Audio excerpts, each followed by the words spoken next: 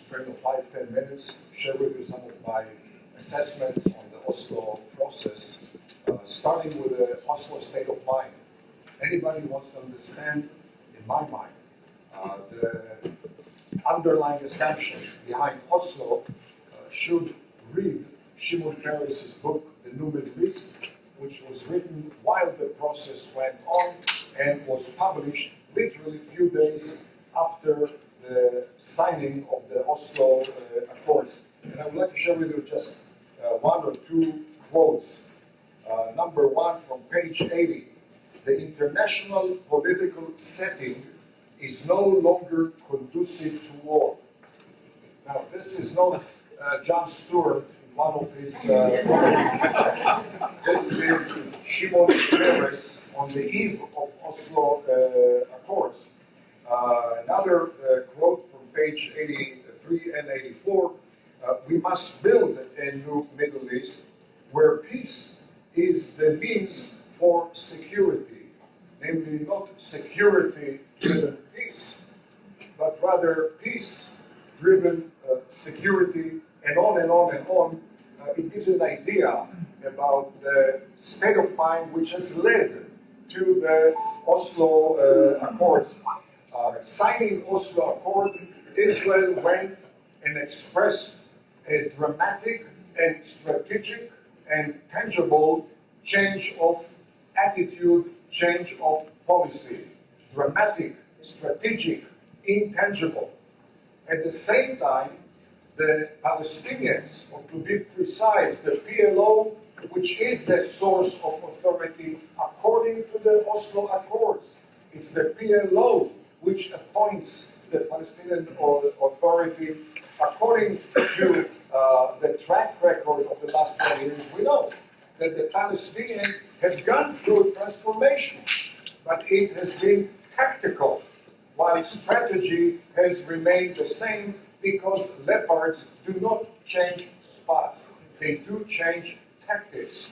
And the PLO, unlike Israel, has gone through tactical change while preserving its strategy, has gone through intangible transformation rather than tangible transformation.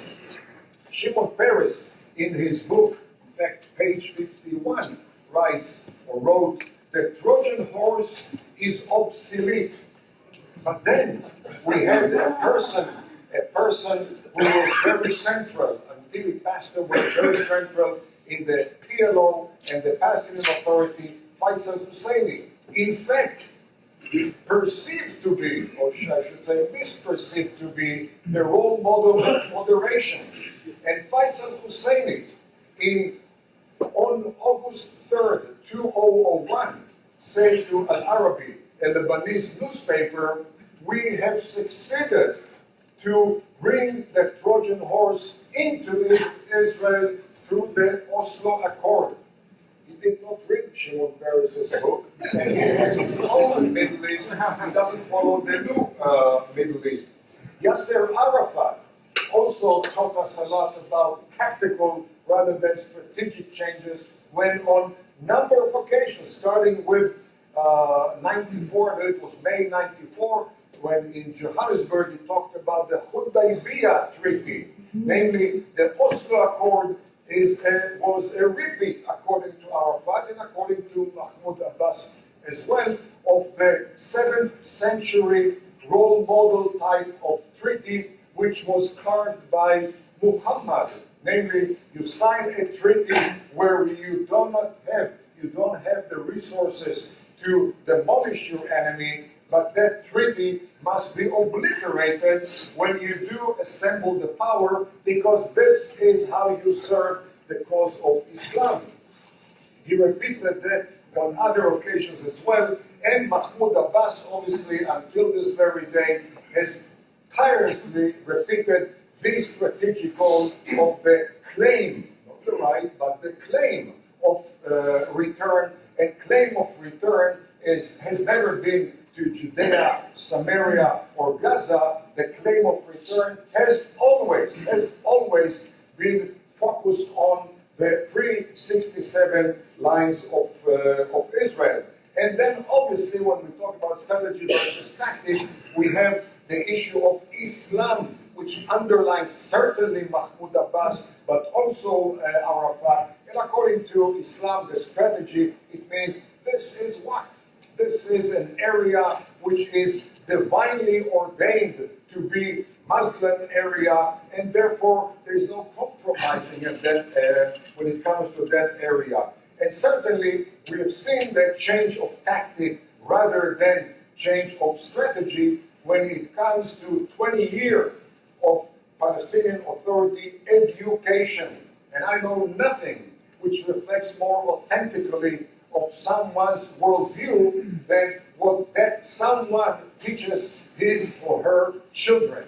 And we know we don't need to repeat what they do teach in their school, what they do preach in their mosque, and what they do print in their PA, Palestinian Authority, controlled media. And certainly, when you combine all that, the conclusion is very simple. It has never been the size, but always the existence of Israel, which has concerned the strategy of the Palestinian Authority, which is in line with what the PLO has done in the intra-Arab, intra-Muslim context. There's a reason why Arabs do pledge, but barely give any financial assistance to the PLO, because in the 50s, Mahmoud Abbas and Arafat had to flee Egypt due to subversion.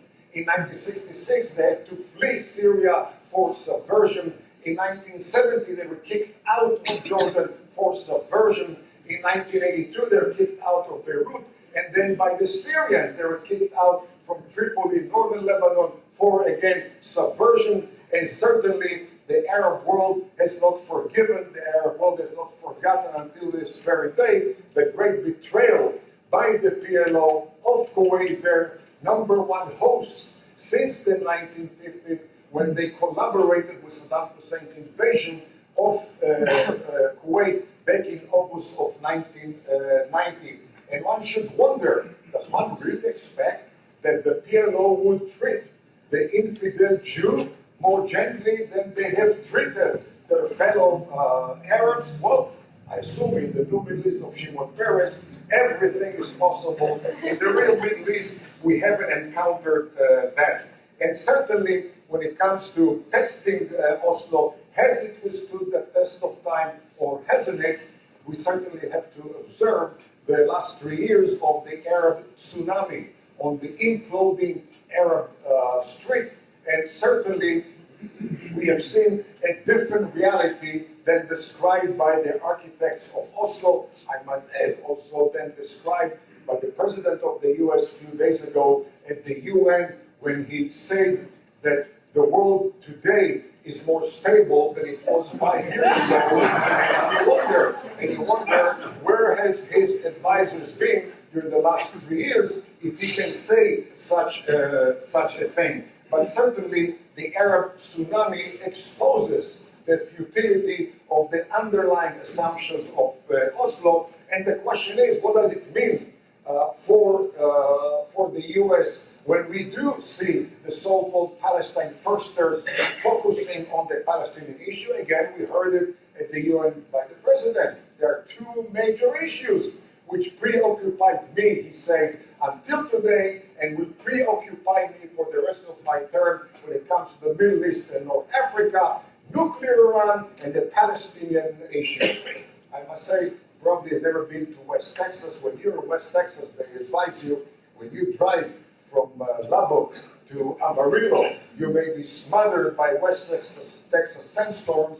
Don't be preoccupied with the tumbleweeds. And here we have some tumbleweeds under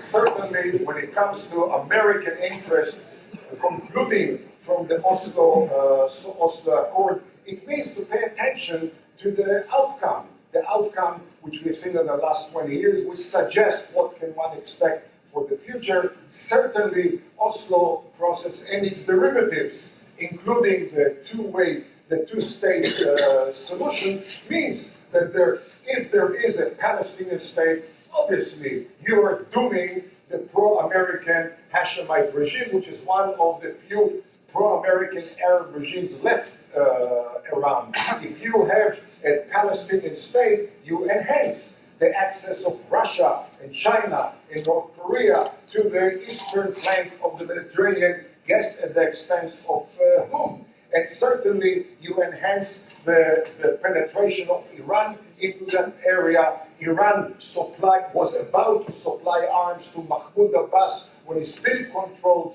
Gaza. Iran is attempting to supply arms to Hamas when they do control Gaza now, and once again, at the expense of vital American interests. Certainly, should there be a Palestinian state, we're talking about a Palestinian state with a role model of international terrorism 30 years ago until this very day, tailwind to international terrorism, and last and not least, there is a UN. As little importance as we accord, it's still important. Why should the US add another state which would have a pro-Russian, pro-Chinese, pro-Venezuela, pro-North Korean record as far as voting? Why should the US provide a tailwind to such a state?